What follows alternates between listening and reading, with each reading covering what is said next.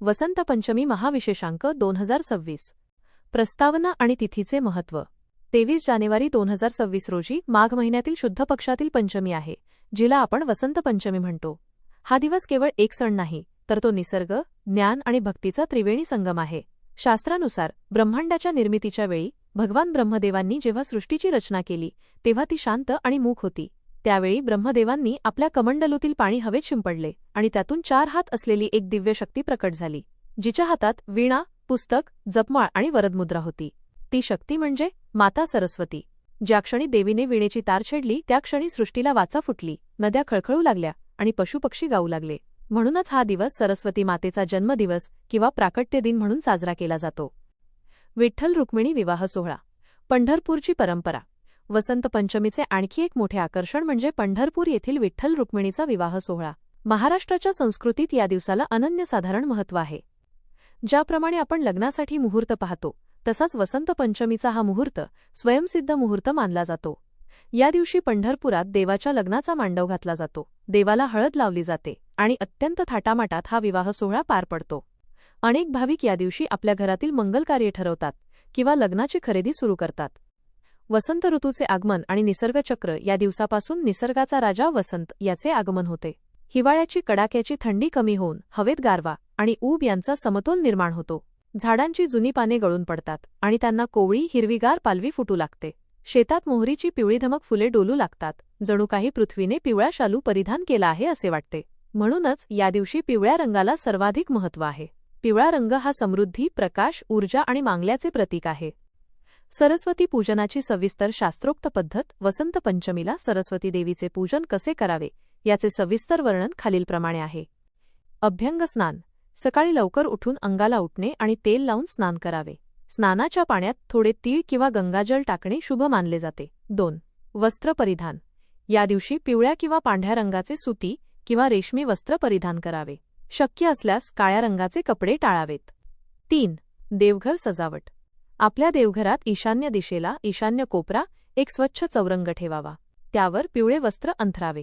झेंडूच्या फुलांनी आणि आंब्याच्या पानांनी तो चौरंग सजवावा. 4. मूर्ती किंवा चित्रस्थापना. सरस्वती मातेची मूर्ती किंवा फोटो मध्यभागी ठेवावा. जर फोटो नसेल तर पाटीवर गंधाने सरस्वतीचे चित्र काढावे. काही ठिकाणी या दिवशी कलश स्थापना देखील केली जाते. 5. ग्रंथ आणि वाद्यपूजन. सरस्वती ही विद्येची देवता आहे, त्यामुळे घरातील सर्व ग्रंथ, मुलांची पुस्तके, वह्या, पेन्सिल, पेन आणि जर तुम्ही संगीतप्रेमी असाल तर तुमचे वाद्य, तबला, वीणा, हार्मोनियम देवीसमोर ठेवावे. 6. अष्टगंध आणि फुले. देवीला अष्टगंध किंवा चंदनाचा टिळा लावावा. तिला पांढरी किंवा पिवळी फुले, विशेषतः झेंडूची फुले अर्पण करावीत. 7. नैवेद्य. सरस्वती मातेच्या पूजेत पिवळ्या रंगाच्या पदार्थांचा नैवेद्य दाखवला जातो. केशरयुक्त भात, मिठा भात, पिवळी जिलेबी, बुंदीचे लाडू किंवा केशर दूध यांचा नैवेद्य दाखवावा. 8. जप आणि मंत्र. पूजेनंतर शांत बसून ओम ऐं सरस्वत्यै नमः या मंत्राचा किमान 108 वेळा माळ जप करावा. ज्यांना मंत्र कठीण वाटतो त्यांनी जय शारदे मा हे भजन म्हणावे. विद्यार्थ्यांसाठी आणि लहान मुलांसाठी विशेष विधी. हा सण प्रामुख्याने विद्यार्थ्यांसाठी आहे. या दिवशी अक्षरारंभ करण्याची जुनी परंपरा आहे. बीजमंत्र लेखन मधाचा वापर करून मुलांच्या जिभेवर ऐं, एम हे अक्षर काढावे. असे मानले जाते की यामुळे मुलाची वाणी मधुर होते आणि बुद्धीची जडता निघून जाते. एकाग्रता वाढवण्यासाठी मुलांच्या अभ्यासाच्या खोलीत सरस्वती मातेचा फोटो अशा प्रकारे लावावा की अभ्यास करताना त्यांचे तोंड पूर्व किंवा उत्तर दिशेला असेल. पेन पूजन. परीक्षेत वापरण्यासाठीचे नवीन पेन या दिवशी देवीच्या चरणाशी ठेवावे आणि तेच पेन परीक्षेत वापरावे. लक्ष्मी आणि सरस्वतीचा संगम. श्री पंचमी. अनेकदा असे म्हटले जाते की जिथे लक्ष्मी असते तिथे सरस्वती नसते आणि जिथे सरस्वती असते तिथे लक्ष्मी नसते. परंतु वसंत पंचमी ही अशी तिथी आहे जिथे या दोन्ही शक्ती एकत्र येतात. या दिवशी लक्ष्मी मातेची देखील पूजा केली जाते, म्हणून याला श्री पंचमी म्हणतात.